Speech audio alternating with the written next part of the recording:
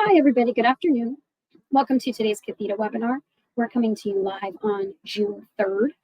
For any NLC webinar first-timers here today who don't know, our Catheta webinars get their name from the Greek word for learning.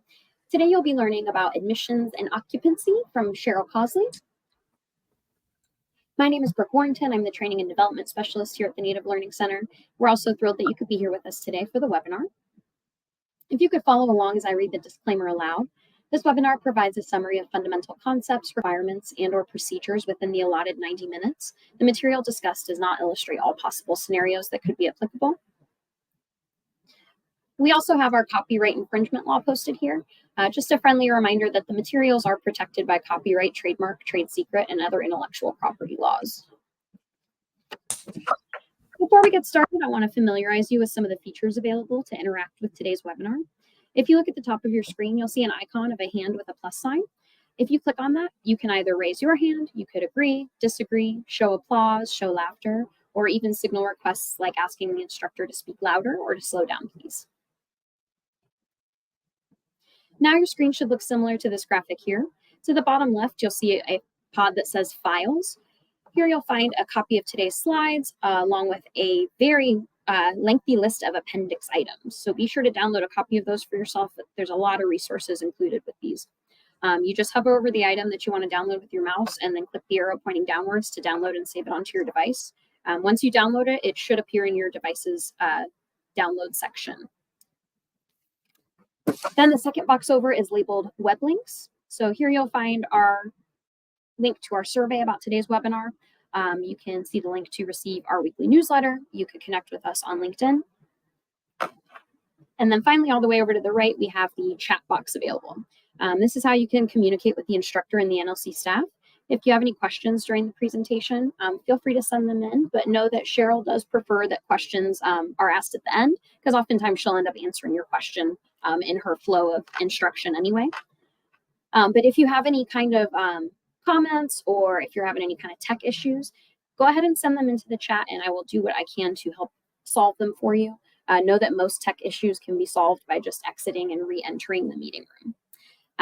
But let's go ahead and get the chat box fired up together, if you guys don't mind. Go ahead and share with us your name, where you're joining us from, tribal affiliation, and what your work or your role is in Indian country. All right, folks, with that, it is with great pleasure that I introduce today's webinar instructor, Cheryl Cosley. Cheryl, I'm going to go ahead and hand it off to you now. Thank you so very much, Brooke. Welcome and good afternoon. We usually start our meetings in Indian country with a prayer or smudging of some sort. I did so on our behalf. And this presentation, as she said, is courtesy of the Native Learning Center. My information can be found at the beginning and the end of the presentation. Should you ever need anything, please reach out to me. I'll try to answer you as timely as I can. This week, I'm sitting here doing these. Next 3 weeks, I'm on the road. So, you know, I answer from planes and airports and all over the place if I can. So I always try to be of assistance. My name is Cheryl Cosley. My Anishinaabe name is Redbird Woman. I am Loon Clan. I come from Place of the Pike in my language, which would be Keno-Shinkoning, which is the Bay Mills Indian Reservation. Our reservation is located at the top of Michigan. Our waters border Canada, and we are a Ojibwe or Chippewa people. I served as director of housing for my tribe for over 28 years. And during that time, I was honored to serve as the chairwoman of the National American Indian Housing Council for 2 terms, so 4 years. Prior to that, I started off as a secretary and then became the vice chair. So I had 12 years before that on that board of directors. I also served on the regional level with the Great Lakes Indian Housing Association, which is, you know, the 30-some tribes that are around the Great Lakes. And I served as a chairperson for that organization for 7 years. I've been providing training and technical assistance for 5 years now. So I've always wanted to help our people, especially in the areas of housing. So I've been blessed to be able to do that. So the objectives is to hopefully understand how NAHASDA, our tribal housing policies, we have to have an effect, and our programs impact our A&O process. We're going to hopefully teach you what what you need to count as income and how to calculate it and determine that in, the eligibility for our programs. Calculating adjusted income, house payments, some of the staffing requirements for an A&O, department or functions, and the application process. The better documents you have, the better program you have normally. To explain the significance of maintaining complete and organized files, verification requirements needed to ensure fairness and consistency in the selection process, and understand how good collections contribute to sound management. So HUD has changed 2 A&O documents in the last 6 months, 3 months, 1 month, some of them. So there is some changes in this material. Tomorrow you're going to see a lot of them. First time actually, and I teach this quite often, but they all came down the box. So it's a learning curve right now for everybody, including me, because all of the changes coming down have not been set forth in stone yet, as it comes to Indian housing. They've been working on it on the public housing side a little bit longer, but they give us until January of 2025 to make sure that we have our procedures in place. So this course structure, we've got presentations, there's exercises. So I hope you'll partake, participant materials, and a lot of examples. So this area, the reference materials, those appendix items that she was referring to, is the most important things, okay? And I teach in this class, actually in this class more than, the other 10, 12 classes that I teach, how to go through the statute and understand the regs and the rules and how to find your information. It was lacking. That was an area of slippage that I had found. I to be honest, I was shocked. I was teaching about 2 months ago to a class of maybe 75 participants, some of them upwards of 10 years in housing. And none of them were familiar with Code Talk. And that's the HUD place that we go to find all of our rules and regulations, because the government doesn't send out any written documents anymore. It's now up to us to go find them. So hopefully this first section that we go into will be helpful for you. Because if you can't, if you don't know where to go get your guidance, you're half lost, so hopefully that part will become very helpful to you. So the reference materials in the NAHASDA statute, it's just, there's a lot of rules and guidance within that statute itself, okay? So that's the first place you look if you want to know if you can legally do something or if you have to do something, okay? And if you can't find it in the statute, then you go to the regulations, which are found in the reference materials at number 2, okay? If it's not there, then you have to go to the uniform administrative requirements, okay? And those are not, those documents don't just apply to Indian country, first of all. And then when it gets to Indian country, it's not just housing. So that one's a lot harder to navigate than the other 2. The other 2 are specifically housing related, okay? So those are the first 2 places that you go. And then if you can't find it, you have to go to those uniform administrative requirements. So you need to become very, very familiar, if you're not, with the reference materials at 1, 2, and 3, okay? Then in occupancy, you go to 4, and this changes every year. This is brand new. This is the fiscal year income limits under NAHASDA for 2024. Somebody should be looking for those from May to July of every year, because they change, and you have to change those within your documents and within your system, Okay. So that is one of the things that should be in your binder of A&O materials. Okay. The next two documents are in my mind, the other two that you should have printed copies of. Okay. That is providing assistance for your non-low income Indian families under NAHASDA, because it's always going to be asked of you, can we do this? And that's where you find essential families. That's where you find law enforcement. That's where you find assisting your tribal members that fall with between 80 and 100% of median income, is that document. It tells you how to run the calculations to charge them should you decide that you want to serve them.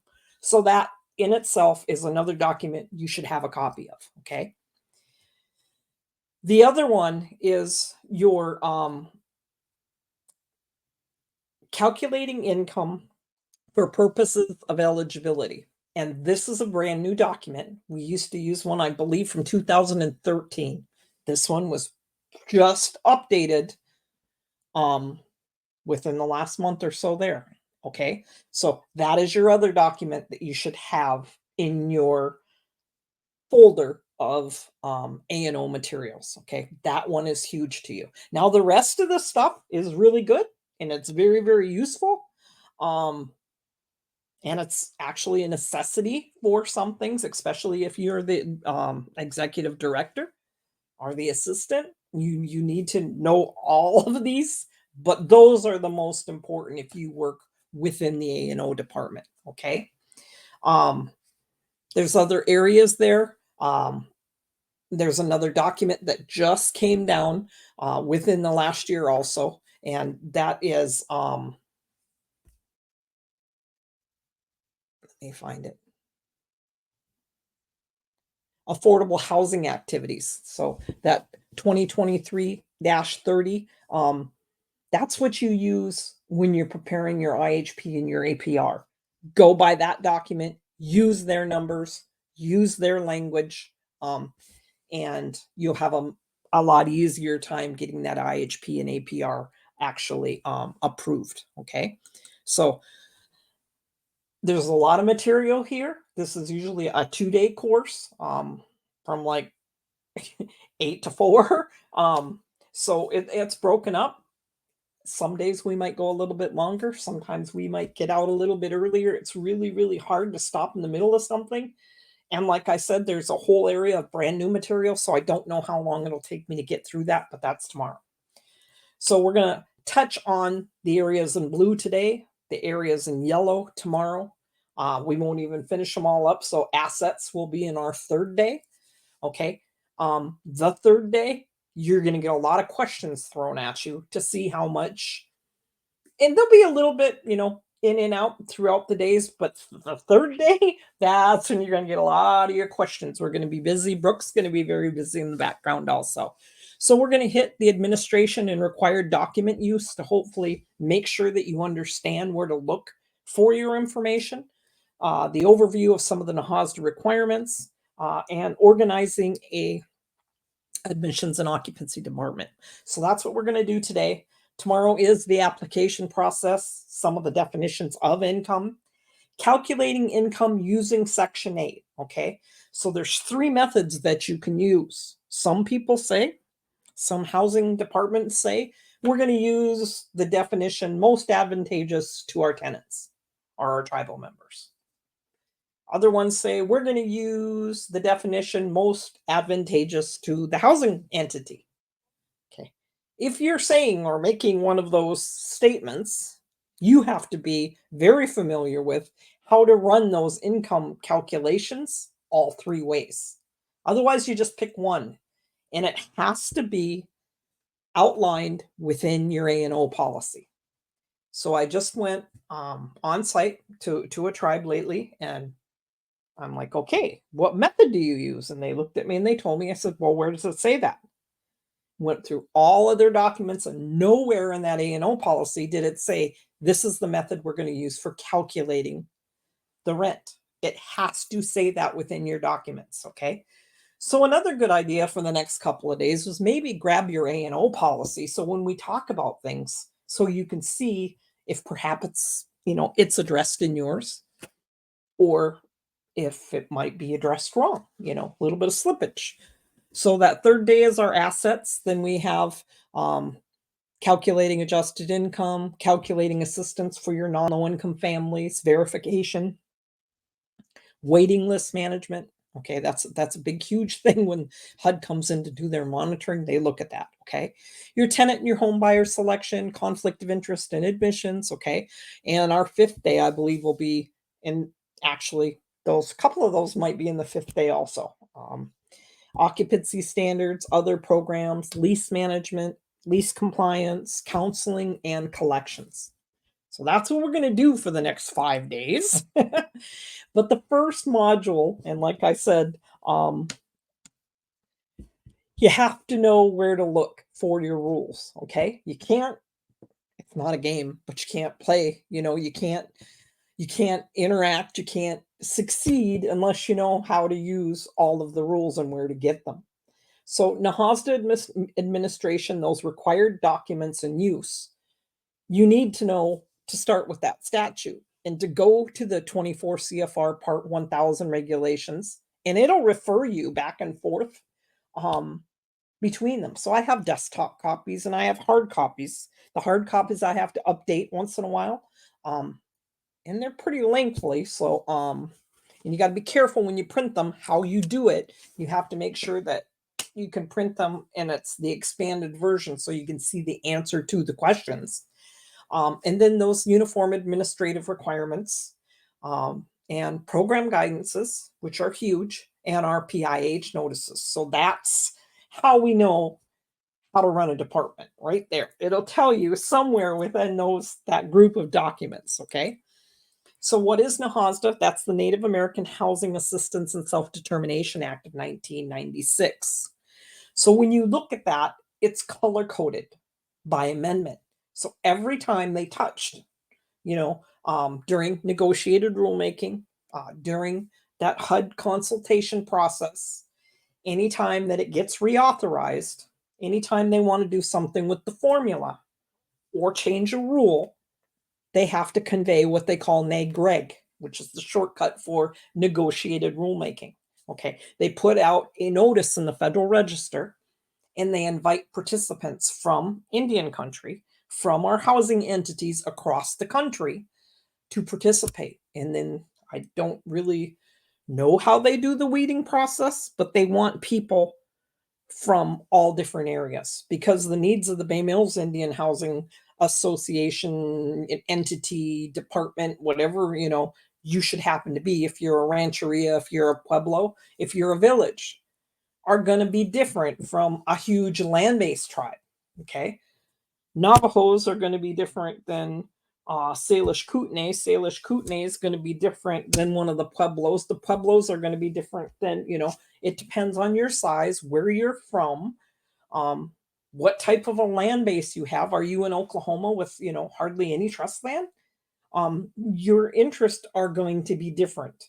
They want that representation of all those different scenarios at the table. Okay. So they convey that NAHGREG to argue over those points, to say, okay, that's acceptable. We can all agree with that. And when it's changed, you can see the different colors when you print off or you go to view the NAHASDA statute. Okay. Every time they change it, it's a different color. Color coded by amendment. So, they touched it in 98. They turned around in 2000 and they, that's when we added the Native Hawaiians in. 2002, 2004, 2005, 2008, 2010, hopefully it'll get reauthorized during this administration. It's because you'll see a lot more changes come down again. So the NAHASDA sections 106, 501 through 506, the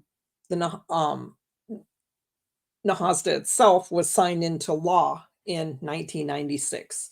It was meant to streamline the process for providing housing for our people. It replaced several programs that previously provided help to we were Indian Housing Authorities at that point. When NAHASDA kicked in, we became TDHEs. Okay. And there was several programs that they did away with when they they passed NAHASDA, and they said, well, if they want to offer those programs, they can. They can decide, but there's not going to be a different set aside of money that they can compete for, because we did a lot under competition before NAHASDA came around.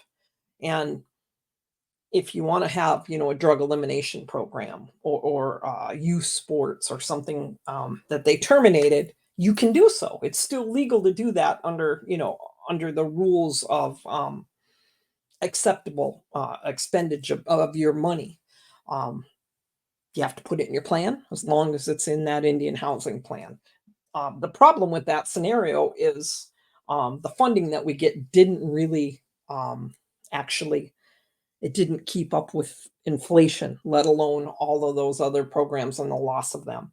We're seeing a larger influx of money right now. We're really, really lucky. Most of your housing authorities, all of them actually, should be getting more money the last 2 years. This year, a big bump. So now is the time to look at, doing more building or offering more services and programs. So it replaced several programs that were previously provided, and it encourages you to determine, what do my tribal members want? So the strength in NAHASDA, it gives the tribes more responsibility, which is a good thing, but more flexibility. So you don't have to do, programs that you don't want to offer. Tribes now have greater flexibility to determine who you're going to serve, what types of programs, products, services you want to offer, and how you're going to deliver them. You are still required to service low-income Native American people. That is what Congress appropriates that money for. That's why we don't have to follow all of the same fair housing rules as some of the other programs, because it's not discrimination. That's why we get the money. You can actually get into trouble for servicing non-Native Americans. You need a Native American in that that household usually. There are a couple of exceptions, your law enforcement and your essential families, and of course if they're a member of that household, but otherwise they should be a low-income Native American participant. Okay. So units that you built with 1937 Housing Act funds. Okay. So 1937 is that fundage was any program that you built prior to NAHASDA. So 1996 is basically your cutoff. There's some that could be built in early 97, but anything built before that is usually considered a 1937 Act unit, and those units came with a subsidy attached to them. Okay. Anything we built after that is a NAHASDA unit, and there is no subsidy. Okay. So what does that tell you? That tells you take care. They're very, very particular about what they call CAS units, current assisted stock. If you have those 1937 Act rental units, those should always be your very first priority to fix up. And you have to make sure that if you were funded those and you're not renting them, that you've let HUD know and that you've cut off the subsidy to that unit, because they'll find out when they come in. They do their review of your programs when they come in, like usually that's dependent upon your size and the amount of money you get. And if your audits are on time and the kind of findings that you have, that kind of shapes who gets what visit. But HUD usually likes to have their boots within your housing entity at least every 6 years. Okay. So if you haven't seen them lately, and with, COVID, they're a little bit behind, but they're out there. Believe me, I've working with housing authorities that have seen them twice this year, and some instances 3 times. So make sure, your 1937 Housing Act. Those are the ones you have to, you steer your maintenance crews into fixing first, okay? Because if there's a subsidy attached to them, that's considered CAS or current assisted stock, and they're very, very diligent about making sure that those properties are taken care of correctly, because you get extra money through your formula to do that. So the units you build with NAHASDA funds have no subsidy attached to them. That current assisted stock, you make sure that's your top priority of taking care of it. Those are your older units though also. So the regulations, after you get done with looking at the NAHASDA statute, you have those regulations. And the regulations can be a little bit of infuriating sometimes because they are written in a question and answer format to address the provisions of the statute necessary to implement NAHASDA. So 24 CFR Part 1000, that became final in 1998. They've been amended multiple times, but those are what you call your regulations. And these, they're split into regulatory sections. So subpart A is your general objectives. B is your affordable housing activities. Okay, if you want to know if you can do something, you go to subpart B. Your writing of your IHP and your APR, that's under subpart C. Your allocation is under subpart D. That'll explain, how that comes down. Your federal guarantees for financing of tribal housing guarantees is under E, and your monitoring, your compliance, your oversight, your accountability, you read about in subpart F. Okay, so A actually reinstates the primary objectives. It talks about that legal authority of the regulation, other federal laws that impact NAHASDA. Your NAHASDA program is the most heavily regulated program probably that your tribe will offer.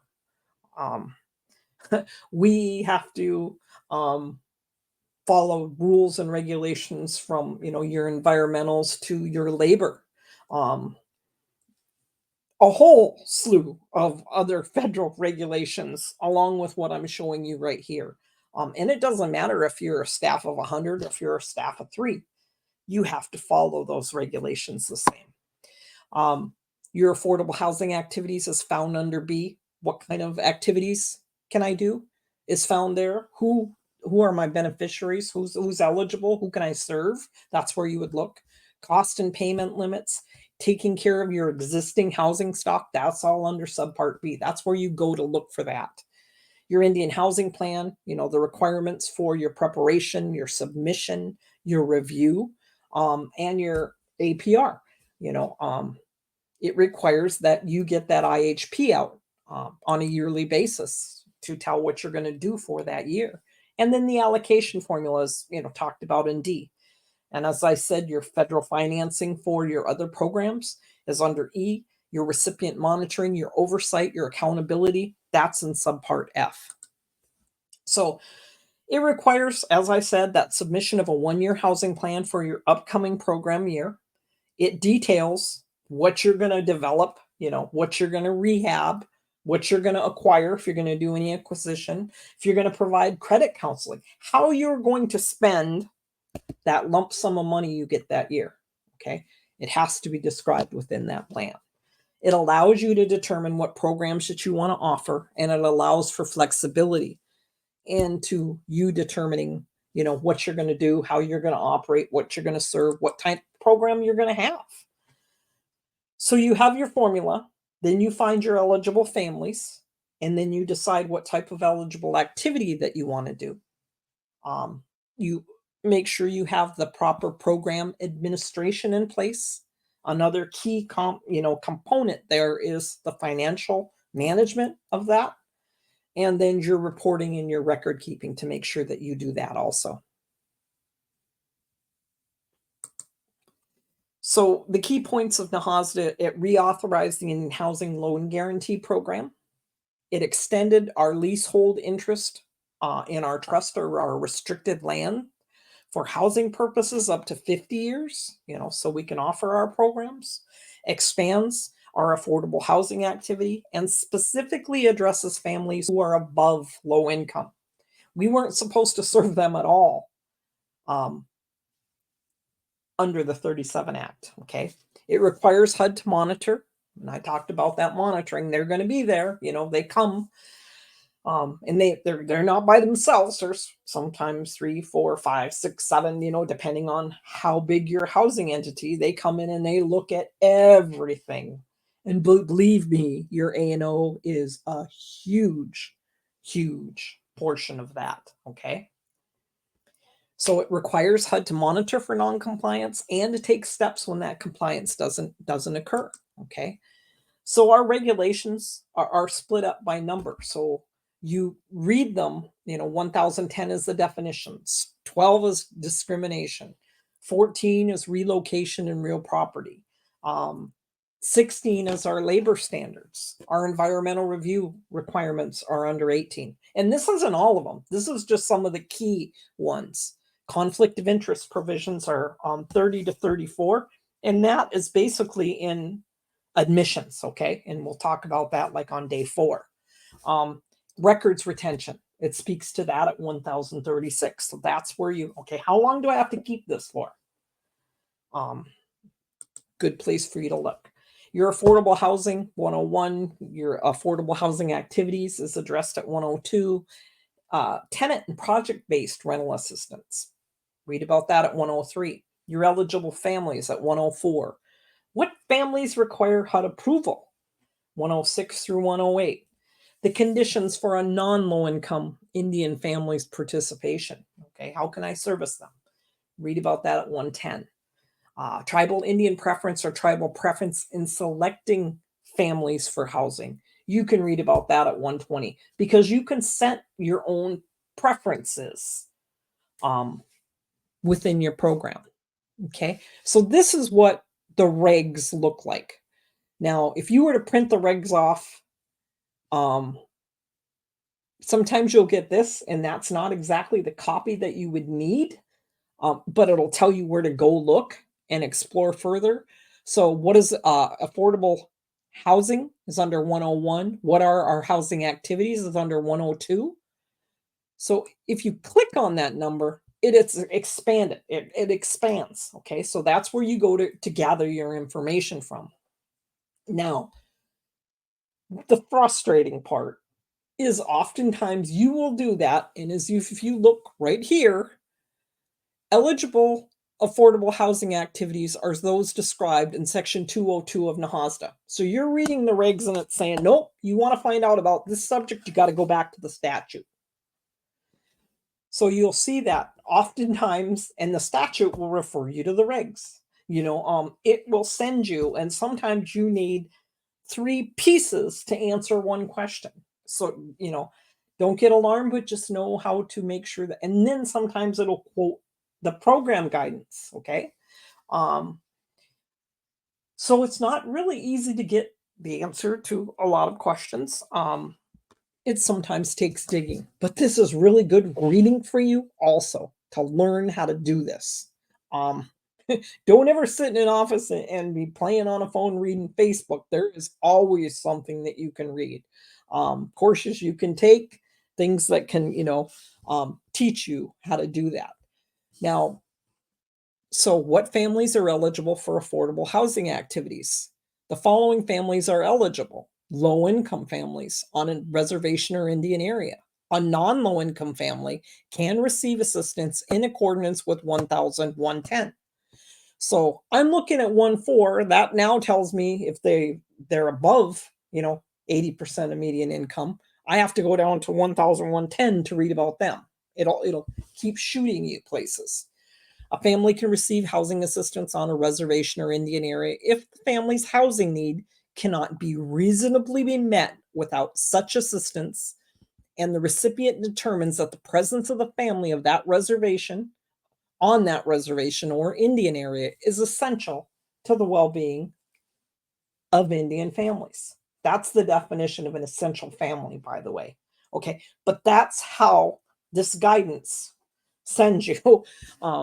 So you got to kind of figure out how to work with it. But I was surprised, a lot of people don't know that. I provided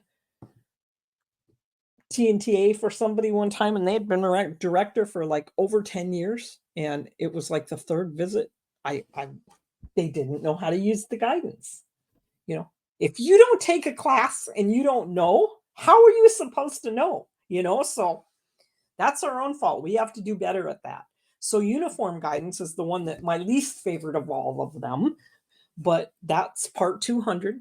And this is the area where your tribe has to use this guidance also. It controls their audits, your audits. It controls our procurement policies and their procurement policies. So you could actually have the same one. Sometimes we do more building than our tribe does. So we might have stricter or more lenient, I guess you would say, in different thresholds in our procurement. But your uniform guidance is also used by your tribe itself. So the Code of Federal Regulations, 2 CFR 200, is your uniform guidance. It is the administrative requirements for cost principles, audit requirements for federal awards. So this kind of controls all things money.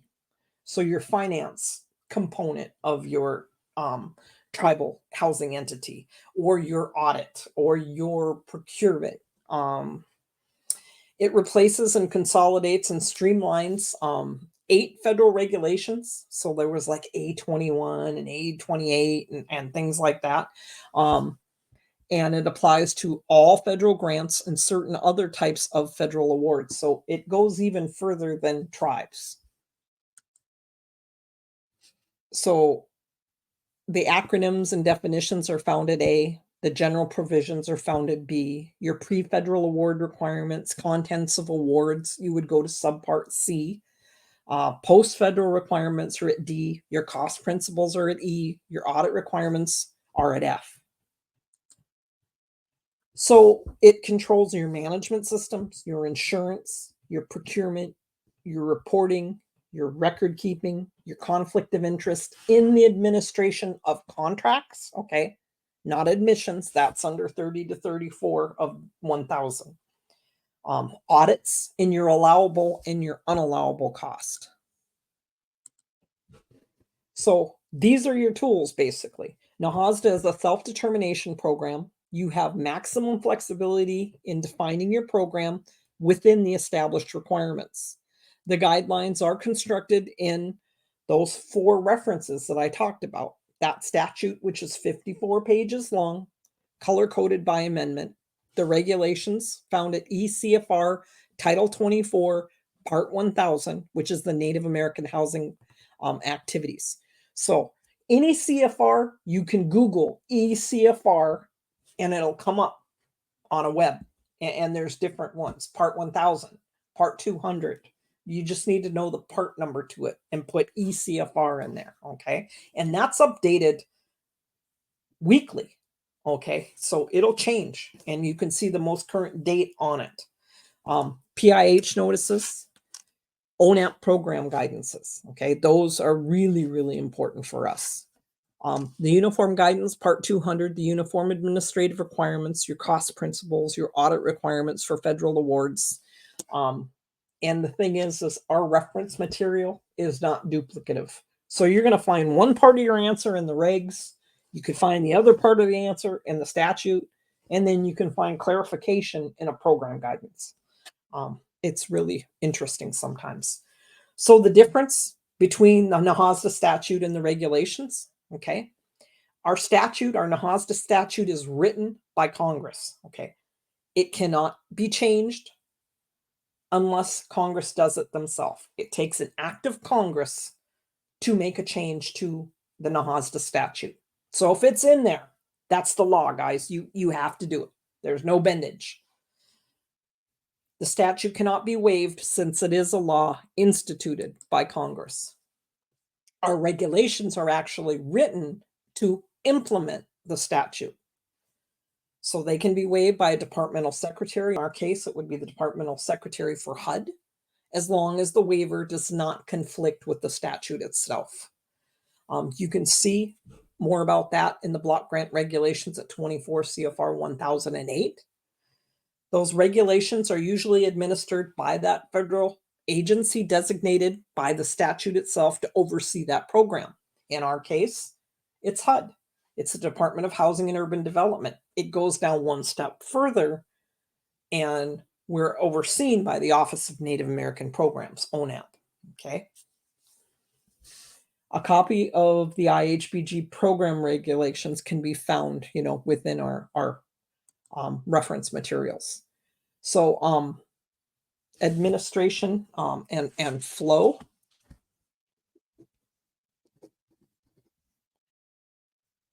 Federal law written by Congress, only changed by an act of Congress. The regulations is the statute written to implement, or is the regulations written to implement the statute.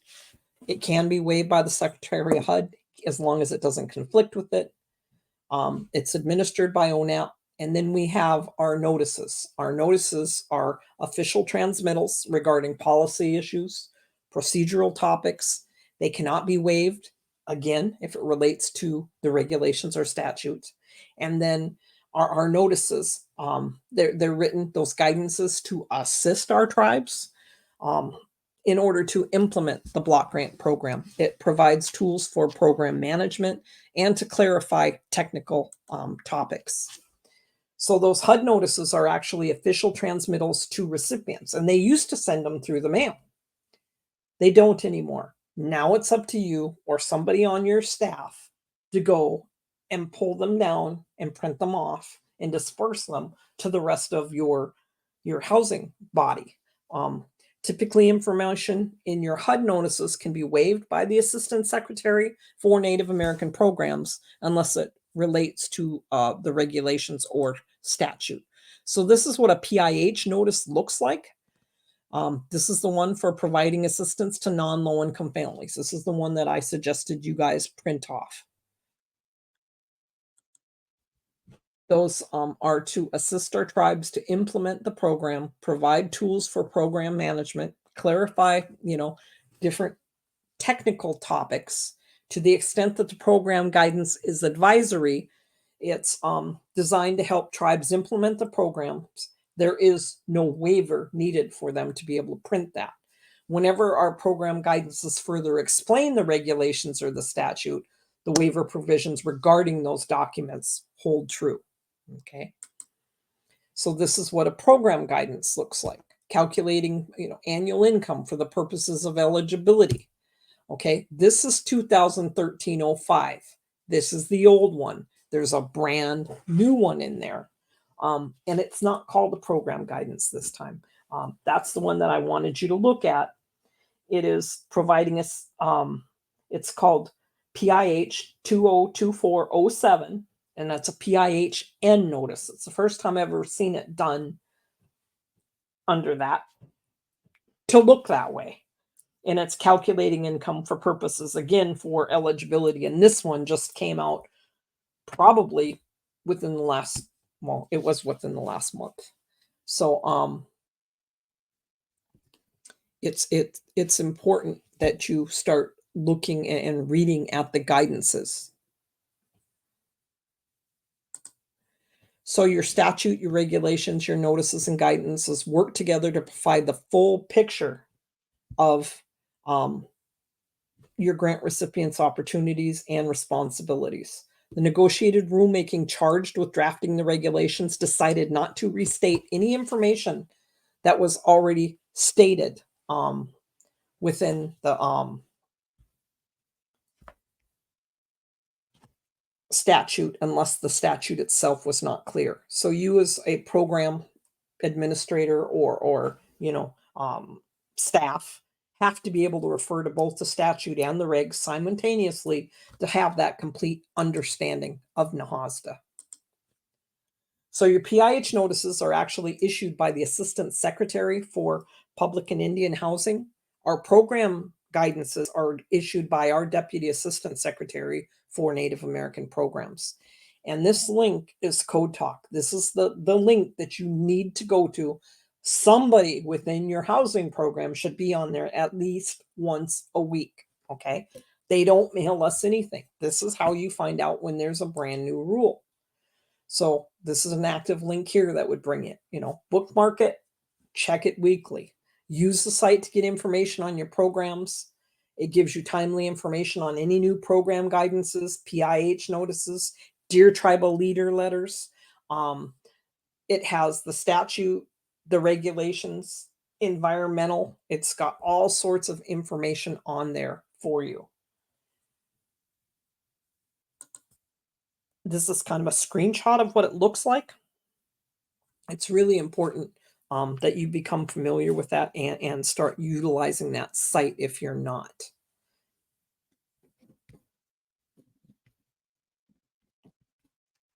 So you can see NAHASDA, Dear Tribal Leader letters. Read those, even if you're not a Dear Tribal Leader, because there's important information in there. The environmentals here, different forms, PIH notices, program guidances, our gems that we all have to use now. HUD-VASH program, if you have that, if you're interested in Title VI, our 184 program, the Indian Community Development Block Grant, COVID programs. This is also where you request on-site technical assistance. You go under your own applications and you click on that. There's calendars and training. This is really an important site for you to become familiar with. So the program guidances, they're archived, and some of them are still active all the way back to like 2012, 2013. They're slowly getting rewritten, but it takes time. So you can see all of the other ones, and you can, pull the income limits from all of the prior years on that. Why would that be important? Well, guess what? When HUD comes in and they do monitoring, they're going to check to make sure that your family was eligible to receive services at the time you place them in that unit. So they pull down the program guidelines for that year, those limits. You should be doing that yourself as part of your self-monitoring, so you don't. They do a sampling, 10% of your files. This is just a little, I guess, a side note for you. I don't know if there's any HUD officials in the room, but they do 10% of your files. If you run a program for your tribe, and a lot of us did, I had fair market programs, I had other ones. Keep those files in a different place. When they come in and do their monitoring, they're going to do a sampling of 10% of your files. You don't want other files that are not part of your NAHASDA program. Okay, keep those separately, so your 10% ratio is not higher. Okay, so your program guidance, it goes back. I print it off. I have them in my housing authority. At the housing authority, I have them behind me right now in my office on Bay Mills right now, because you continuously use them. And when a new one comes in, I put it in there, and they're by year. And if it replaced something, I wrote on the other one, I'd go to 2010-05 and say, this was replaced by this number. But I keep them there because sometimes they don't have room to expand on certain parts that would still be in effect.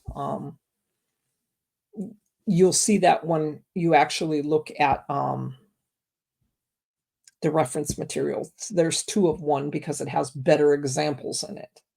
So this is what your program guidances look like, and you can go get them all the way back through time on the website. The same as your PIH notices, sample tribal resolutions, closeout instructions for certain things. But it's really, really important that you know how to use this stuff, and you have all of those documents. At least you know how to go look at them. So for applying guidance, program-specific requirements are followed when they're provided. If they're not, you have to go searching through the uniform guidance. It's supposed to be used when program-specific requirements are not provided in accordance with 24 CFR 1026. So you could read about that now that you know how to go get that regulation. To understand your program requirements, first you start with the statute, then you go to the regulations, look at the PIH notices and program notices to see if there's anything there, and then you go to that uniform guidance. for your Indian Housing Block Grant program specific requirements are generally not duplicated. Okay. So if you have your own policy, which you have to have, okay, you have to make sure they're up to date. And then you have to make sure you're following them. So the statute would be the strongest thing. Then you have your regs, your notice and guidances, your 2 CFR Part 200, and then you have your adopted housing and tribal policies.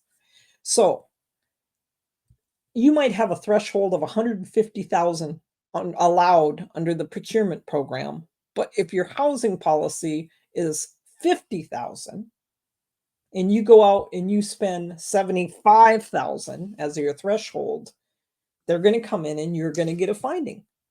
It was allowed by federal law, but it wasn't allowed by tribal law or by your tribal policy. So you have to always look at your policy and see if it's allowable also, okay? Because you'll get a finding still. So that was how to use those regulations, guys. Make sure that you know how to do that. It's really, really important. So your overview, it recognizes, those NAHASDA requirements for establishing policies. It will tell you within the guidances what you have to have within your policies, okay? Your rent, your insurance requirements, your admissions and your occupancy, the maintenance requirements, the inspection requirements, your conflict of interest. We're going to identify all those key provisions and learn how those family income levels and other requirements determine the eligibility for our assistance. What governs it? Well, we just went through that. Your NAHASDA statute, those regs, tribal law, state law, depending on where you're located at, your other funding requirements. Let's say you're using low-income housing tax credits. You got a whole nother group of rules you have to use. And they generally advise that you use the most stringent rules that apply to whatever programs you're intermingling. And your approved admissions and occupancy policies and procedures, okay? The requirements, you got to have something showing, serve those eligible families, definition of your annual gross income, tribal preferences. You got to speak to your maintenance and your inspections, your eligible activities, your useful life, policies, adjusted gross income, follow your environmental requirements, your waiting list, your insurance, your verification, your uniform relocation, occupancy, conflict of interest, and record keeping. Those are all things that we're going to touch on a little bit, but they have to be built within your program. So those PIH notices and NAHASDA guidances, make sure you're getting into code talk. I hope you learn that. Somebody's got to be looking at that, okay? Your search for most of your questions are going to start there. So then, what do you have to have? You got to have eligible families, okay? Your housing assistance and that eligibility is generally based on the family's income levels, their family status, their geographic location. Why there? Well, if you have programs that operate in different areas, that might be where you're placing them, unless you allow them to go from, one reservation to the other. NAHASDA is intended to benefit low-income Indian families, okay? But you're supposed to be servicing people within your service area, okay? So you can't offer your program sometimes to all of your tribal members in the state of Michigan, in my case, Then you have to follow those income limits. That's huge. Unfortunately, I've actually went in and provided assistance, and the people didn't know. They had a lot of turnover in the director and the staff, and they were using income guidelines that were like 7 years old. They had them attached. Okay, those should be an addendum in your policy. They shouldn't be part of the policy, and it should read in there that you will use the yearly ones published through HUD. So it reads, the guidance provides, revises program guidance 2023. So now you're using 2024. That's no longer applicable. It provides the latest U.S. housing and urban development income limits applicable to our block grant programs. The PDR 2024-01 published April 1st, transmit median income for fiscal year 2024. HUD uses the Section 8 program's fair market rent and those definitions for its median family incomes, which means that HUD develops medians for each metropolitan area, parts of some areas, non-metropolitan counties. For fiscal year 2024, the geographic definitions incorporate all changes published by the OMB, which is the Office of Management and Budget. The median family income data, as opposed to household income data, as the basis of fiscal year 2024 median family incomes and income limits for all areas of geography. HUD does not impose any limitations on the year-to-year change in an area median family income. The median family income limits are used for the block grant program. So the fiscal year 2024 area and state MFIs are available on the HUD's website. Plus, you can find it through linking through here. The recipients of block grant funding have to ensure that the annual income of their participants does not exceed the MFI.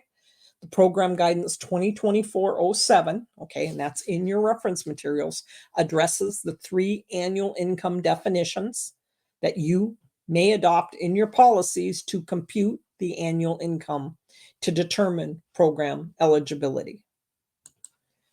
So the guidance, pursuant to 1010, the median income for the block grant is defined as the greater of the median income of the counties or their equivalent of which the Indian area is located, or the median income for the United States. Okay, so if you're in several counties, you take the median income for your highest county, and then you look at the US median income.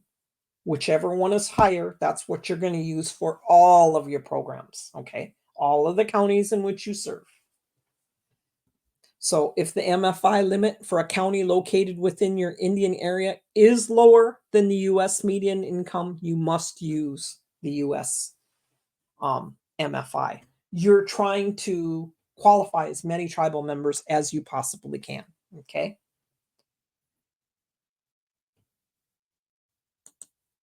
This is what it looks like. This is 2024's.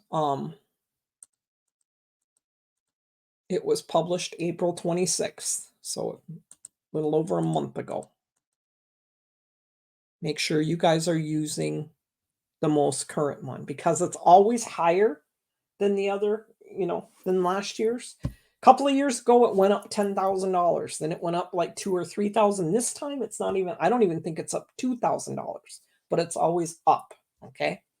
So your median family income is $97,800 for a family of 4.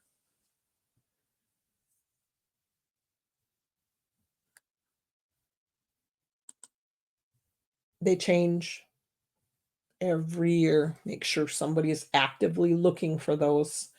It can be further complicated. Like they said, if you're in several counties, you take the median for that highest county, compare it to the US, use the highest one, okay? So section 4 of NAHASDA defines median income with respect to an area that is an Indian area, the greater of the median income for the Indian area, which the secretary shall determine, or for the US. So you have to follow those updated instructions, the steps and the guidance on how to calculate income for the purpose of program eligibility. It walks you through there. Step 1 is to adopt income definition for tribal housing policies. Use the NAHASDA exclusions, use the federally mandated exclusions, the income verifications, and the adjusted income for purposes of defining that rent. So this new guidance is also in your reference materials. It walks you through, okay? First step, adopt a definition and policy. A recipient must indicate in their written policies that govern your eligibility, admission, and occupancy of families for your block grant assistance, the definitions of annual income that it will use, The IHBG regulations at 24-1010 provide the recipients with the option to choose any one of the following three: Section 8, Census, or IRS. Okay, we will go into these areas tomorrow. Section 8 is used for several other programs, so that one is the one that is the most lengthy, and we will definitely go into that one tomorrow. Okay, step by step through it. And then you have your exclusions. Step 2, NAHASDA exclusions. In addition to income exclusions for each of the three income calculation methods, your admissions and occupancy and procedures should incorporate the following exclusions. Okay, defines the term income as income from all sources of each member of the household is determined in accordance with the criteria prescribed by HUD, excluding the following: any amount not actually received by the family, the amounts that would be eligible for exclusions under Section 1613 of the Social Security Act. So we're going to go through all of these exclusions tomorrow. Step 3 is your federally mandated exclusions. Those were actually just updated also. They're in your reference materials, published January 31st, 2024 in the Federal Register. And now they're in this reference material that it's attached. We're going to go through those tomorrow also. Okay. Your income verification is your step 4. The regulations at 24 CFR 1128. You can read about the verification guidance in the regs. Require the recipient to verify the family's income eligible based on anticipated annual income. Cannot exceed your applicable income limit. They're required to provide income documentation to verify this determination. You have to have income verification policies in place and is required to maintain the documentation on which that determination of eligibility is based.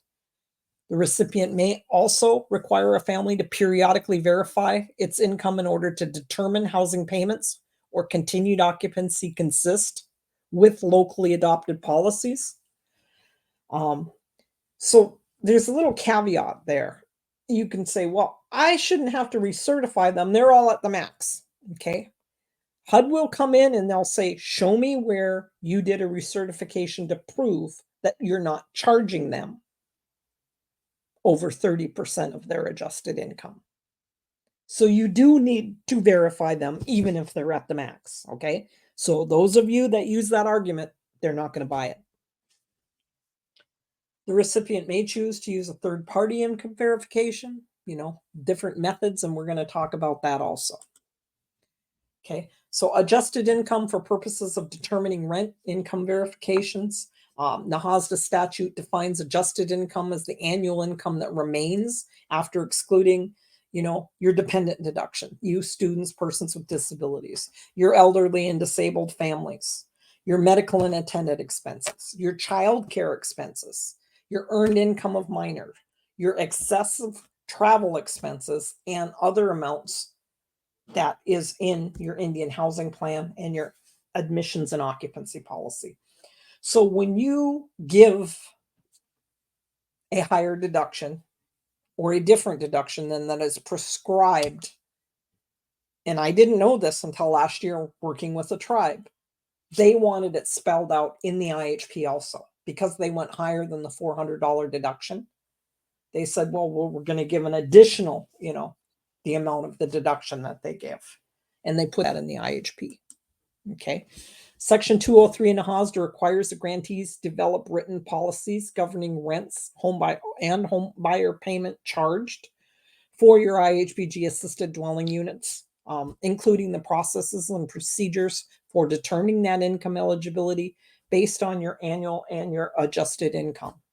Determining rents based on adjusted income and recertification of income eligibility, and you're adjusting those rents accordingly. Additionally, that section requires that the monthly rent and homebuyer payment cannot exceed 30% of the monthly income of any low-income family residing in a block grant assisted unit. So why does it read that way?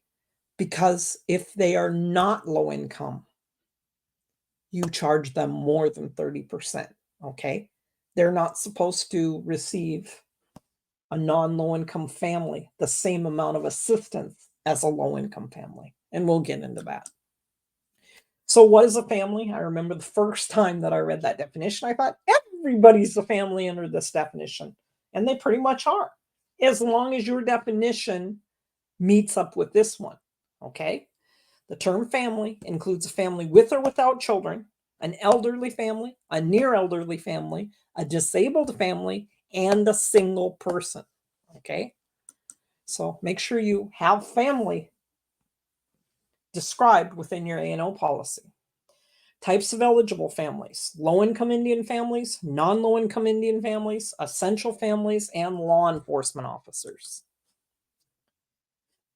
Your eligible Indian families, you can serve any low-income Indian family within your Indian area, as long as that activity and that area is described in your Indian housing plan. Okay. The definition of low income: 80% of median income, greater of your Indian area or U.S. median income limits, and there are those adjustments made for those family sizes. Your low-income Indian families are the primary beneficiaries of NAHASDA. The family's annual income may not exceed 80% of the median income of the greater of the county or the borough area or the United States national median income, and there are adjustments for the family size.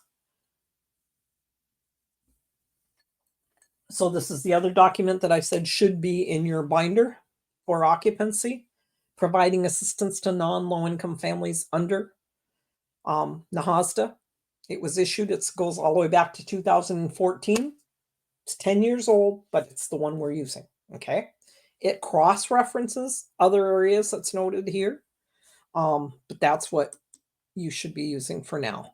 And that actually describes how non-low-income families, families with incomes over 80%, can receive assistance under NAHASDA. It provides details on exceptions for your essential families, so that's where you go if you want to service them, and the law enforcement provisions, okay, for your law enforcement officials. It explains the process for documenting determinations, how to request HUD approval to assist non-low-income Indian families, because you actually put it in your Indian housing plan. So essential families, a non-low-income family can receive block grant assistance if you as a recipient determine that the presence of the family is essential to the well-being of your Indian families and the need for housing for that family cannot be met without your block grant assistance. Families assisted under this provision can receive the same amount of benefits as a low-income family, okay? Law enforcement and them are the only ones that are allowed, to be charged the same amount if you decide that you want to do it that way.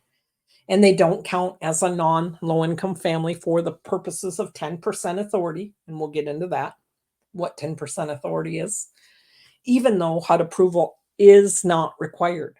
Okay, so you don't need HUD approval for an essential family, but you do need essential families policy. Okay. Guidance on documenting those determinations is covered further within that notice.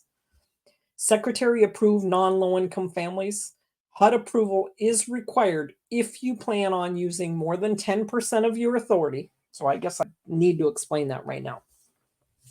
If you want to service your tribal members that are over 80% of median income, you can service your tribal members that fall between 80 and 100% of median income if you put in your housing plan on a yearly basis that you would like to utilize your 10% authority.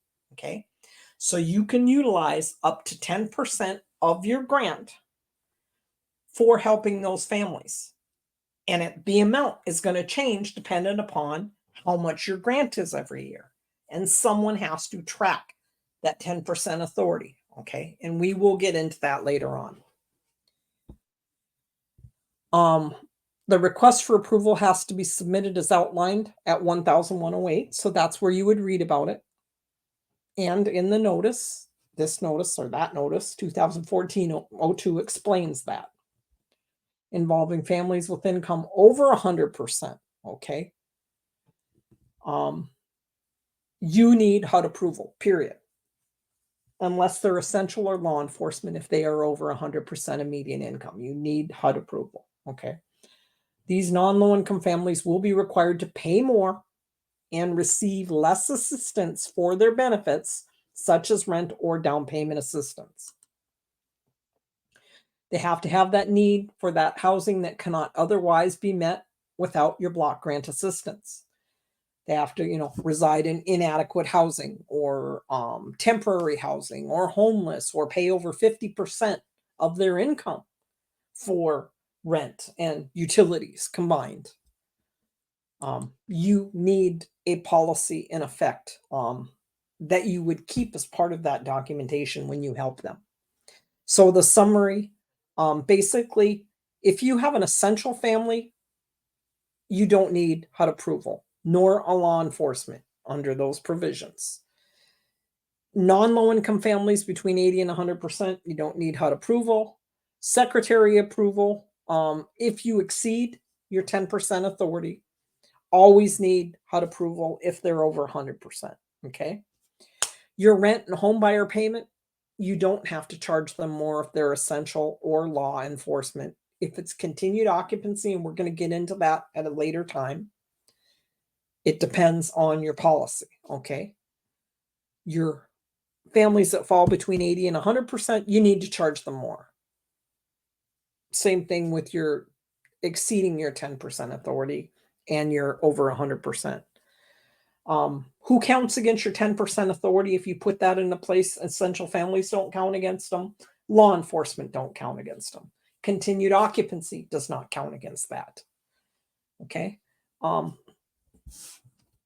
Your 100% wouldn't count against that, which doesn't make any sense to me, but that's the way the law is written.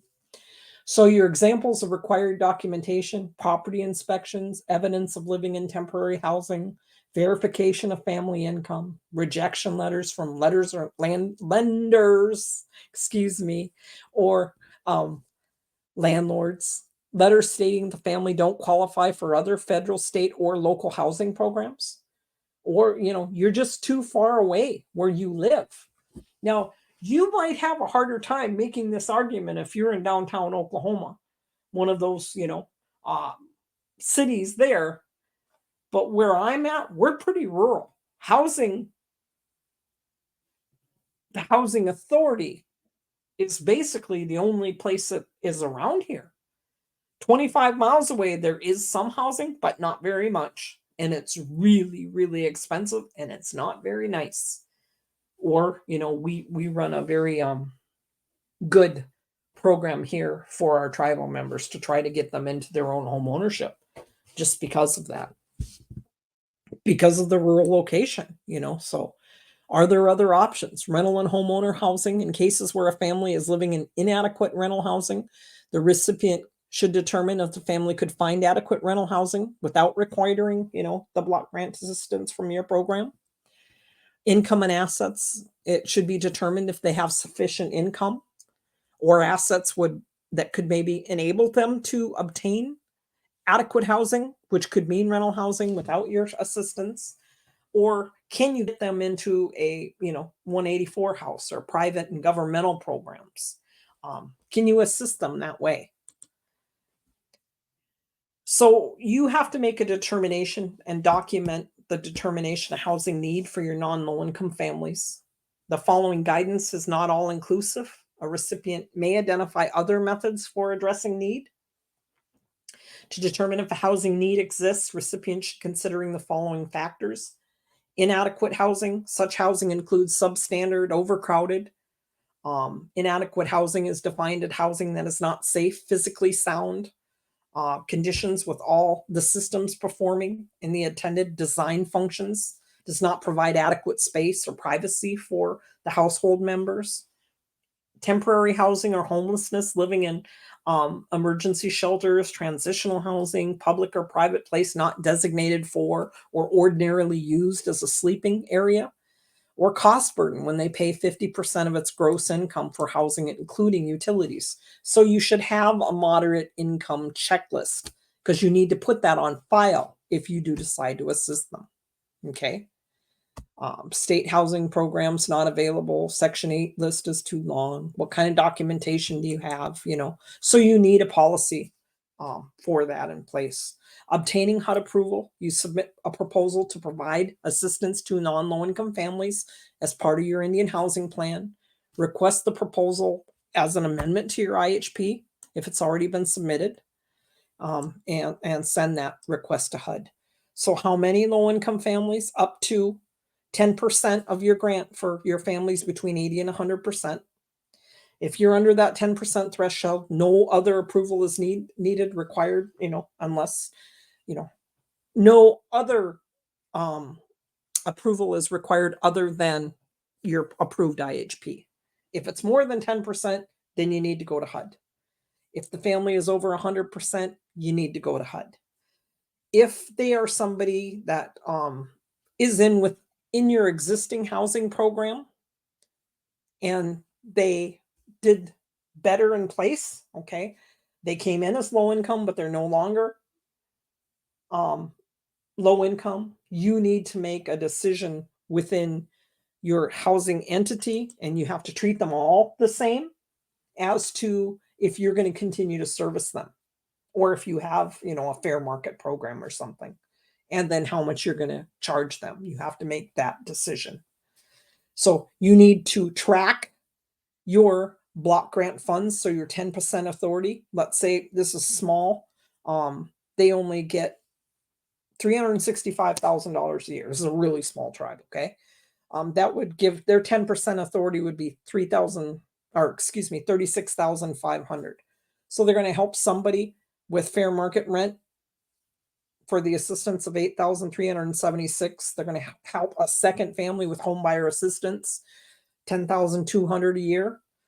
Third family, they're going to help with down payment assistance for 7,400. That would leave them with $10,524 dollars worth of NAHASDA funds eligible for use. So if that next family comes in and they need 10,000 worth of assistance, they're a shoo-in.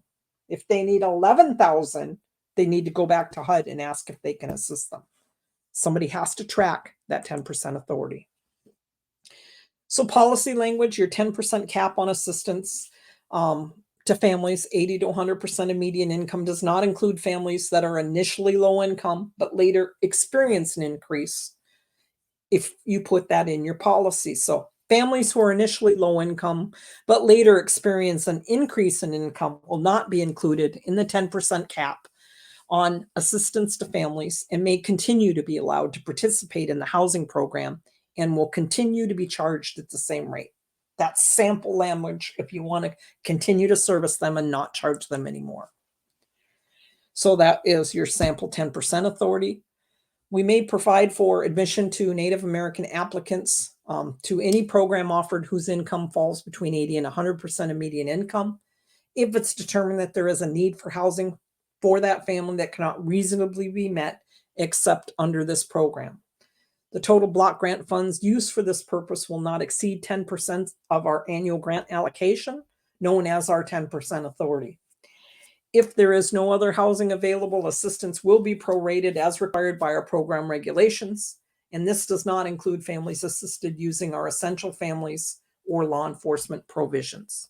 Okay, that's sample language. So that's what you would do for your essential families. Your PIH Notice 2014-02 addresses essential. You have to make a determination who is going to deem them essential. Okay, if it's going to be your housing director, is it going to be your board of commissioners? Who is it going to be? I was allowed to do that as the director.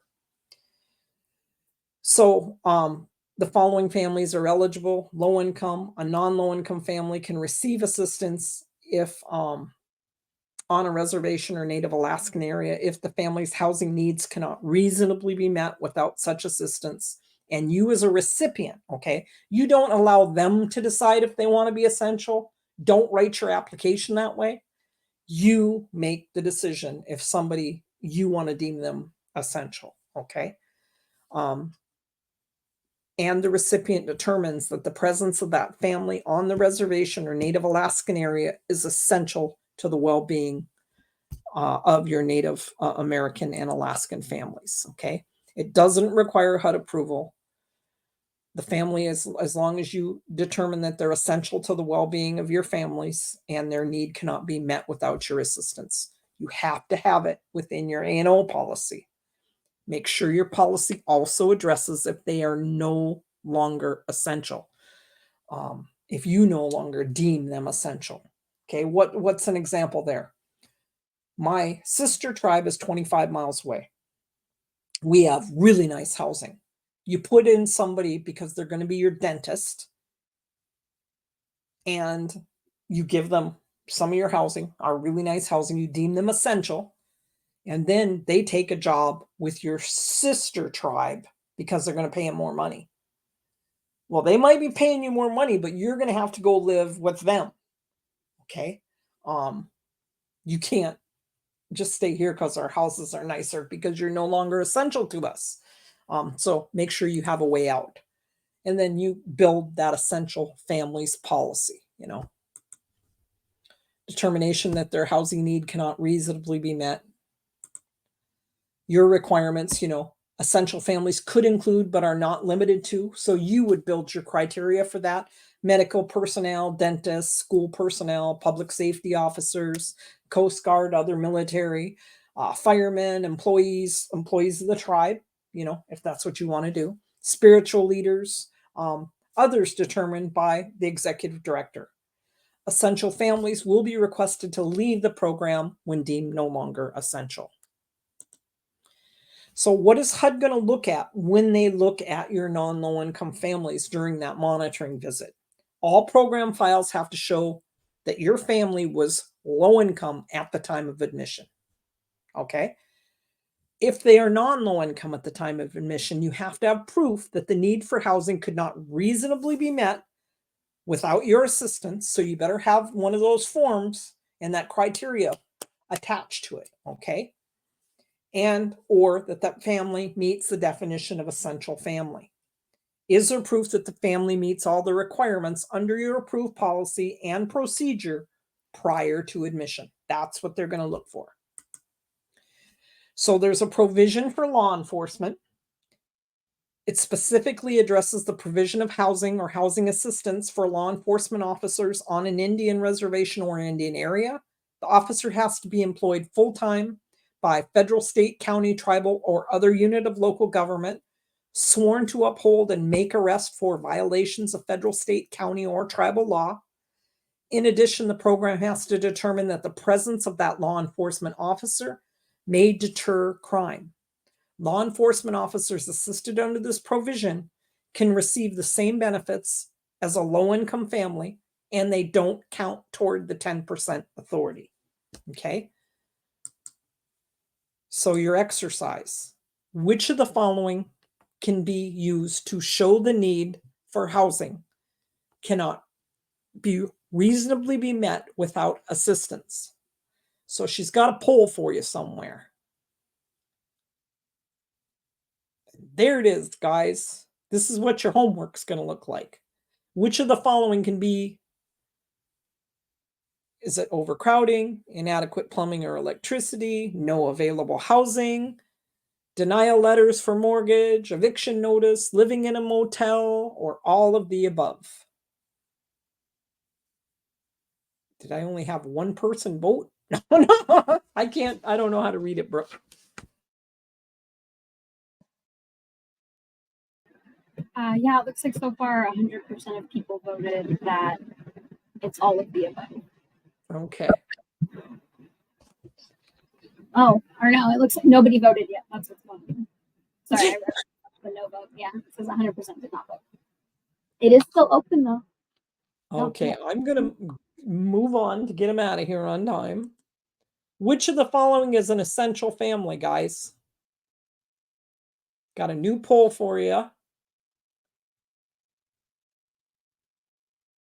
I don't think you're supposed to broadcast the results till the end.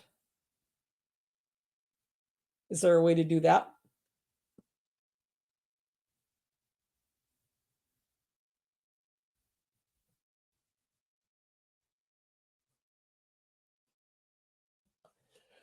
See, the other thing, Brooke, I can't tell how many people voted.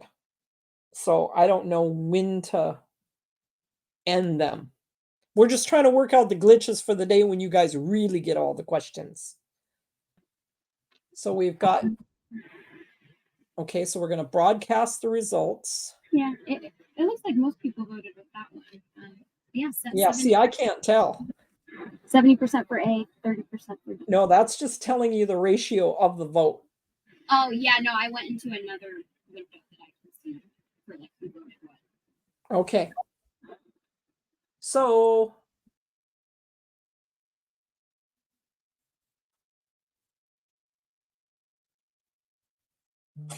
oh, and that's my warning notice. Okay, so it's an over-income doctor who works for the tribal health center. They would be considered an essential family normally, okay? Low-income family, you don't usually have to deem essential. You wouldn't have to deem them essential. Okay, I don't know how to close the poll or get rid of the poll. Okay, who is NAHASDA intended to serve?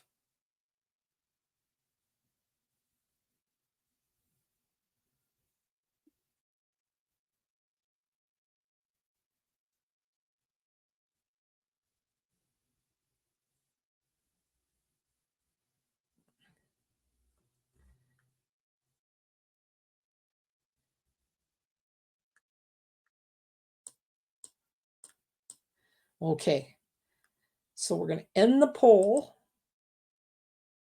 and it is intended to serve low-income Native Americans. That's who Congress gives us the money for. Okay, so low-income limits are defined as what percent of HUD median income?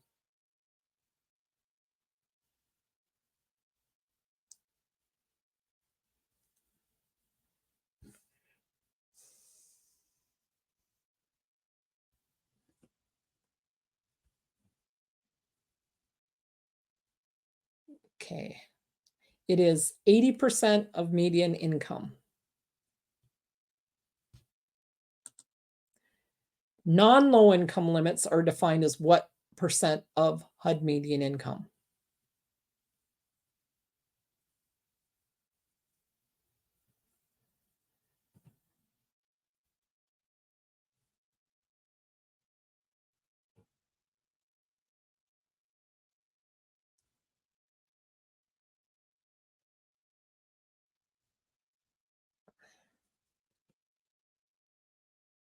Okay, you want to show them the results? Non-low income is 80 to 100%. So organizing your admissions and occupancy department. So it's really important that you have a written plan of operations. You have to have a fair and consistent process. That's what they look at the very most. Is it consistent? Do you treat every tribal member the same? So you have to have, a staff that performs the admissions and occupancy staff functions. You can have a lot of titles depending on how many people you have. Occupancy specialists, resident services, housing counseling, housing managers. It's the blueprint, basically, that your participants are going to rely upon to achieve the goals and objectives of your housing program. You have to have an admissions and occupancy policy in place. That is the most important document for that part of your business, okay? Then you try to get your staffing, your file management, and your reporting. Recipients have to face the challenges of designing housing assistance programs that respond to the needs of your community. A lot of times you'll see housing rehab, down payment, lease purchase programs, tenant-based rental assistance under the 37 Act program, low rent, mutual help, and emergency assistance. So whether the programs are operated by recipients or small or large, you have to have those admission and occupancy policies which address that assistance provided. Any TDHE created by state law can have to consider or will have to consider those state laws when they're developing your policy.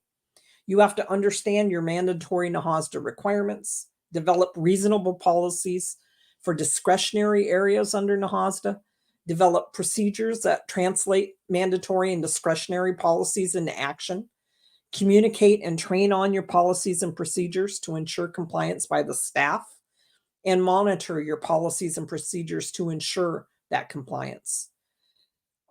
Your policies are to provide guidance to your housing staff in the performance of routine activities, ensure transparency in your decision making, provide defensible resolution when a challenge arises, assure that all your housing staff do things the same way, promoting consistency and fairness while minimizing the potential for disputes or legal actions, providing a foundation for sound management and supervision, and providing that basis for your auditor justification.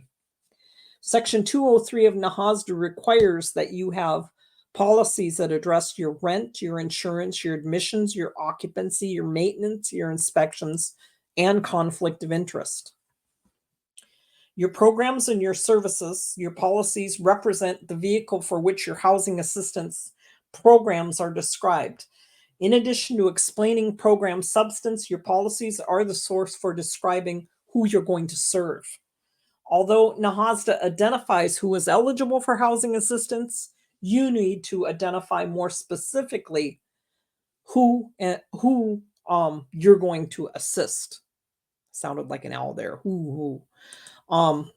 Your application, you can get your application from any source. You just want it to be very inclusive, to gather all the information that you possibly can, because it's one of your most important documents.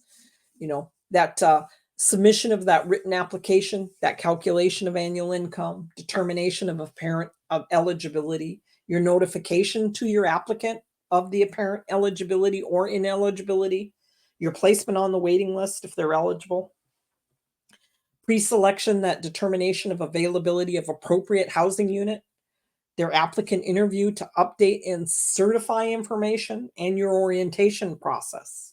You have to have a verification process and a final selection, unit assignment for or other requested housing assistance provided, calculation of house or housing assistance payment, execution of your applicable agreement or contract, your move-in inspections, your punch list if applicable, if it's a new one, your occupancy, your compliance with your occupancy standards, ongoing counseling, early intervention, your lease and contract compliance, maintenance, inspections, recertifications as it applies to program assistance, collections, and reporting and file management. Some of the areas in which you can exercise self-determination responsibilities are as follows: defining the family characteristics, which could include but is not limited to a family with or without children, elderly, near elderly, disabled, single person, whatever you determine as a recipient, and whatever program you've assigned. You identify your preferences and priorities within those preferences, identifying areas where your services are going to be provided, how much you're going to assist them. You're going to charge them 10% of their, 20% or up to 30%. Establishing those minimum rents not to exceed 30% of that adjusted income for low income. Identifying additional deductions in calculating that adjusted income. Those are some of the ways a recipient can be creative. Whatever option a recipient chooses, they have to be fully described in your A&O policy. Your components of that policy should have an overview, the purpose and the contents of the policy, the applicability, your program applicability, your staff and officials, your updating and revising of that policy, authorization of the executive director, number and gender, Indian preference, tribal requirements, NAHASDA requirements, definition of a family and household, eligibility criteria, denial of admission, All of these areas should be within that A&O policy. Your applications, your applicant files, how you manage your waiting list, your tenant selection, your selection methods, priorities, preferences, notification of selection, your application interview, and your final eligibility determination. And we're going to go through all of these areas in the rest of the week. Your child care expenses, your permissive deductions, your welfare assistance, the assets, overview of your income-based rental calculations, a minimum rent. You have to be really careful there because 30% of zero is zero. We get this money to help low-income Native people. We can't charge them over 30% of their income. Okay.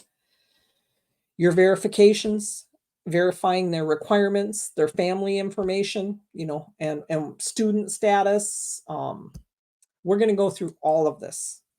Income and assets, business and self-employment, mandatory deductions, how you verify medical expenses, childcare, all of that. Your leasing and your move-in, your rental agreement requirements, that overview, that orientation, that execution of your lease, your security deposits, payments under the leases, the rules and regulations for safety and quiet enjoyment, your transfer to another family member, if you allow that, the move-in inspection, the purposes, what do you do when they, discover a defect, documentation requirements, punch list, warranty, all of those things have to be addressed. Your pets, your assistance animals, they're another little wonderful area we're going to talk about. Transfers, is it an emergency transfer? Is it a request? Is it a transfer requested by tenants? All of that needs to be within your A&O policy. And then those staffing requirements, the size of the housing department, how much money do you have to operate? Can you do that? What are your community needs? Your availability of a skilled labor force, the availability of other resources. How many people are you going to utilize to receive and process applications? Do you have that part decided? Determining the applicant eligibility or ineligibility per your policies. Notifying your eligible applicants of vacancies and assigning procedures, computing that monthly house payment, processing loans, conducting outreach, so these are all areas we're going to get into. And then those staffing requirements. Okay, so your executive director, your housing director is going to provide that leadership and the management of the planning, the organizing, the staffing, the direction, the control functions of your housing. Hopefully will help, interpret and implement, administer policies approved by, your governing body. But you as a worker, work on that full time. You sometimes are going to need to bring things to them. I think we could maybe do this a better way. Your duties of your A&O staff to receive and process applications, to advise applicants of eligibility requirements. And I do realize I'm running late, guys. Almost done. Interview and screen prospective residents to determine eligibility. Interviewing applicants, verifying that applicant information, determining eligibility according to your policies, and computing your monthly payments. So, conducting research, assisting your residents with maintenance, visiting homes to conduct those inspections, providing housing counseling, meeting with your board or your housing committee as required. Your tenant account receivable, your TARs, and assisting your tenants with your maintenance work orders. Assisting your applicants and your residents, obtaining appropriate housing assistance, meeting their financial obligations, providing counseling in the pre and post occupancy phases, providing formal education classes and one-on-one counseling regarding obligations associated with renting or owning a home. Some of them don't know how to do certain things. Your accounting staff, that financial reporting, Your accounting director is responsible for providing, the budgetary performance on the property, the financial reports, to assure all your charges to that property are proper, submitting your financial reports, explaining your major line income variances, and coordinating your audits.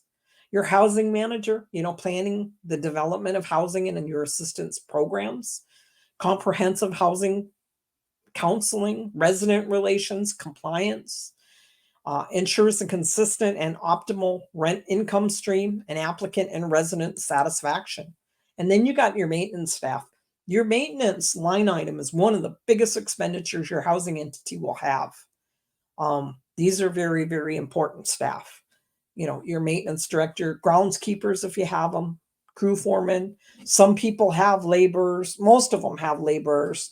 A lot of them don't have electricians, plumbing, carpentry. You'll have carpentry staff, depending. Some of that you do within and you call for help when you don't, it depends on how big your organization is. And then that file management, that thorough documentation ensures the recipient's ability to demonstrate accountability, compliance with statutory and regulatory requirements. However, your documentation is meaningless if you can't retrieve that information. So this section provides an overview of the requirements for maintaining, record keeping and the contents that have to be included in your applicant and your tenant files. You have to have written procedures for identifying the type of files to be maintained, documentation required for tenant and programmatic files, the manner in which your files are to be retrieved and stored, and documentation to show that family was eligible at the time of admission. So this is a sample policy for how you would keep, your filing requirements, your file management, your inactive files. You should keep an inactive file for your applicants who are determined to be ineligible for whatever reason. They get placed into that inactive file, organized alphabetically by fiscal year. Inactive files will be set up in a database, including the name, address, bedroom size, income, and date. Your retention, your inactive files are retained for a minimum of 3 years. Active files retained for 5 years after move out. So this is a good sample policy for that. And then your legal responsibility. Your recipients and applicants and participants have rights. They're to be protected by the agreements executed by all parties. Documentation and excellent file management and practices ensure the enforcement of those rights. You have to establish records management systems to meet NAHASDA's implementing regulations, which require recipients to perform self-monitoring activities annually. This is a confidentiality policy that is a good idea if you don't use one, okay? It is to protect the interest of your residents and your applicants by prohibiting the exploitive use of personal information to the extent permitted by tribal and state law. The housing authority or entity is also mandated by HUD confidentiality requirements to protect tenant information and housing authority records. In all cases, the release of housing authority records requires prior written approval from your executive director.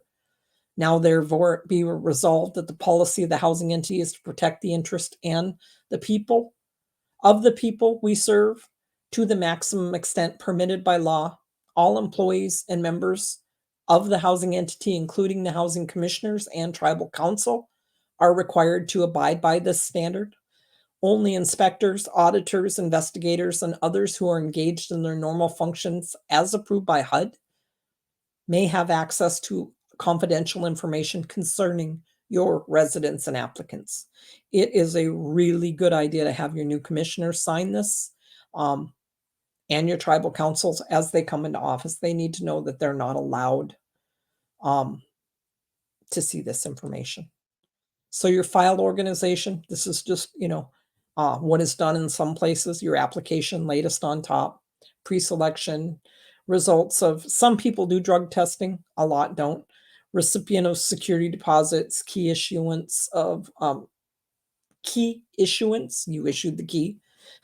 Your itemized worksheets, payroll deductions, move-in inspections, lease, research verifications, updated application sheets on one side, payoff statements if applicable, On your second section, your inspections, interior and exterior, work orders, billing, payback agreements, tenant history. That way, you know where to look for something in a file, and you can tell them, well, it should be in the third section, right side. It's good to have something like that with a layout of how you are going to lay out each one of your tenant files. So maintaining your housing counseling files also. These are some of the ones that our tenant counselors use. Debt payment worksheets, wants and needs checks, rental inspection, evaluation comment forms, different things like that. Your criminal information is the same as your drug court information. They have a different set of rules for watching this information. Has to be kept under lock and key under your executive director or whoever they can designate one other person that's allowed to see that stuff. Should be in the meeting minutes, who that designee is. You have to be very, very careful with this type of information. Okay. Under lock and key, custody and control of the ED. The regulations, this is where you can read about them and your criminal information. Okay. And your drug abuse stuff is the same way. They can never be retained in the applicant or tenant file. They have to be under lock and key under your ED or whoever their designee is.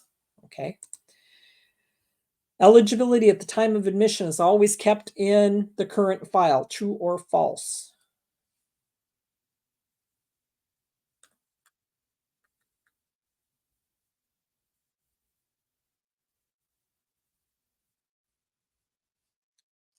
So the rule with this, because sometimes you'll have people within your housing for 15 years, if their file gets too thick, you start them over to a brand new file, you keep the eligibility that they were eligible at the time of admission in the new file. So it is true. Okay, guys, I am so sorry if you guys have any questions. I apologize for being 17 minutes late. You can close the poll if you will, my girl. There you go. Anybody have any questions in there? And I apologize again. Please come back tomorrow, by the way. Looks like somebody has their hand raised.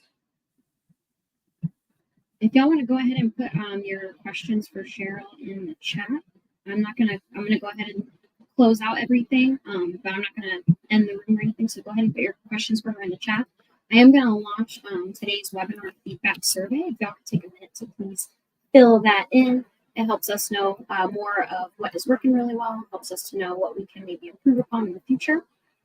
The next webinar is, of course, tomorrow. This is going to be the part 2 of admissions and occupancy. So same time, it'll be a different registration link. Go with the link you have for that. Day 2 will be a different link than day 1 was. But registration is free as always, and it'll be Cheryl once again. And you'll be able to access the recording of this webinar. Some people had said, got in late. Not to worry, this is being recorded, and I will post the webinar recording tomorrow morning to our website. And you can access our whole archive that goes back about 2 years worth of webinars. So feel free to share them with your friends, share them with your colleagues. Please also check out our upcoming events posted to our various social media. We're on Facebook, we're on Instagram, Twitter, LinkedIn. We have an in-house produced podcast titled the Hopathanga Native American Podcast, where we discuss more focused topics within housing and self-determination. You can listen to that on Simplecast, Google Podcasts, Spotify, Apple Podcasts. And if you more like to watch the interviews themselves, then you can watch the videos with our guests on our YouTube channel. All right. Looks like your question is in the chat, Cheryl. Why I can't see the chat. All I see is the admission or your question. Oh, you should. It launches the window, but if you minimize that, it's still up. But Shasheen is asking, why are only law enforcement overlooked or forgiven from lots of housing regs and legal aspects? That is actually found within the NAHASDA statute, and it's because the need for law enforcement on our reservations, you just have to prove that they're going to deter crime. In it's a big deterrent. It was allowed for and argued for when we were negotiating NAHASDA because of the fact that, sometimes they were over income, but you want them there. You want that presence there. I used that a lot. I built an 80 unit project that was in like 3 areas, and you would, come around one corner and you'd see a sheriff, come around the next corner, you'd see a state police officer, then you'd see a tribal officer, then you'd see a DNR, and it is a big deterrent from crime. It is to allow you, and you don't have to do that, but it's allowed by the statute. You just have to prove or make a statement that they are deterring crime, and they are actually a big deterrent. So it's very, very helpful, but it's found within the statute. It was argued that they are sometimes above income, and we want the ability to house them to protect the rest of our community members. But they're there to protect our low-income housing participants. They're not really there to be,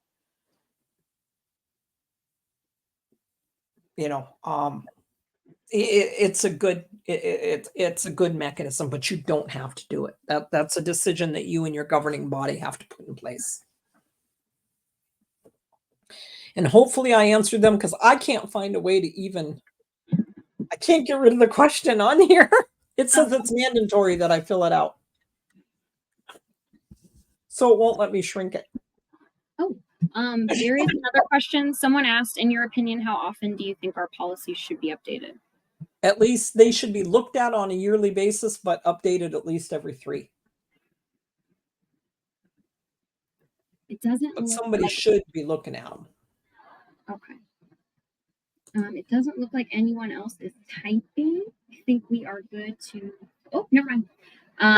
This person asked, also, I was a little confused on tenants who were within the income requirements, but have since doubled their original income. Would they be charged at the max?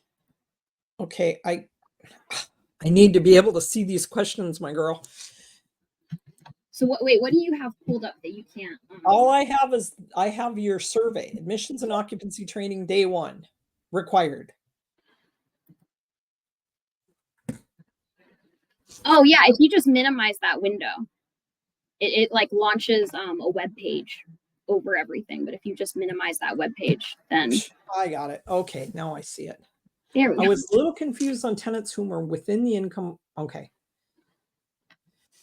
Kelsey, that is a decision that you have to, and everybody should address within their A&O policy. We have the ability under NAHASDA, if they were income eligible when they moved in, to allow them to participate in our programs. Okay. Some housing authorities, you're the only thing there is. Okay. Then there's other places where there's lots of housing, or your tribe runs something like fair market, and those units are for over income tribal members, and you can charge them at a much higher rate. So the first decision you need to make is, are we going to continue to service them? Then the second decision that your governing body needs to make is, are we going to charge them more? And you have to be consistent. Okay. You can't do one thing for one person and say, nope, you can't stay here. Or, nope, you can stay here. We're not going to charge you anymore. But then something happens 6 months down the road, and you can afford a little bit more than that. You can't. You have to put it in your policy, and you have to be consistent and do it the same way. Yes, they can stay, or no, they can't stay. We're going to give them 60 days, 90 days, because I've known people that have, housing authorities that do that because there is other housing available and they want it just for their low income people. Or I've seen where, yes, you can stay within our program, but you are going to be charged at a different rate. And then you use the guidelines within that policy that I told you to make sure that you pull down.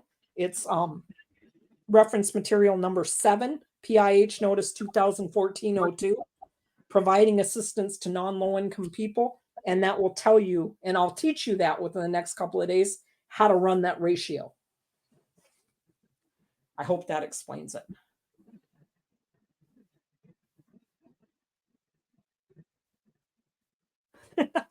You'll learn more about that tomorrow or the next day.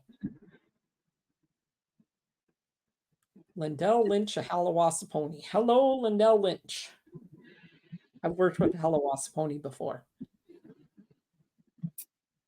There's another one coming up here, Cheryl. So if we decide not to continue to service them, are we allowed to evict? Your policy should state that. You have to make sure your policy matches up with that, and your governing body agrees with it.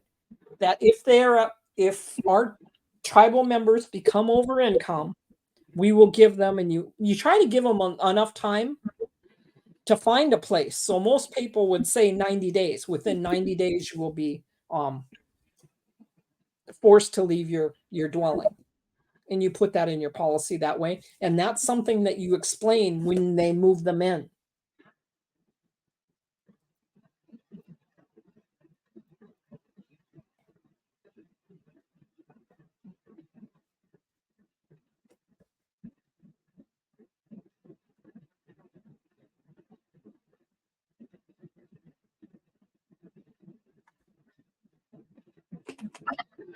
Any more? Let's see. Yes. So if someone is making $10 an hour as a lease purchase tenant and is income eligible, then has 5 children, and 10 years later goes back to college, then the acting director, who didn't know she is now a registered nurse and she did update her income, but the acting director is telling her she's income eligible. She has been living in her home for over 10 years. Yeah, my girl, I can't speak to something like that. She needs to call her HUD office. Okay. But we're going to get into students also. So okay. At a And then later time. we have another one in the eligibility criteria. What if they only have low income, and because in our community they are living in an old house, or a family member, no rooms to rent, nothing? No rooms to rent, nothing. Would this make them eligible?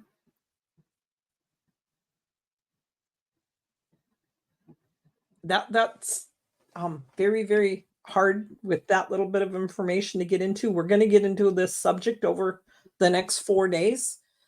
But as criteria, no available housing can be one of your criteria. No available other housing. Do you see what I'm saying?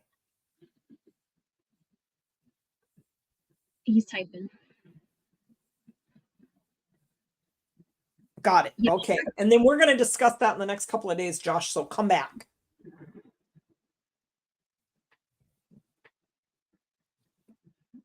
All right. I don't see anybody else typing. Okay. Well, we'll be back with our bells on tomorrow at 2 o'clock. All right, everybody. I hope we all see you back for part 2 of 5. This is going to be a fun week. Bye-bye. Right, great rest of your day. Everybody else have a fantastic rest of your day as well. I'm going to end the session, guys. Take care.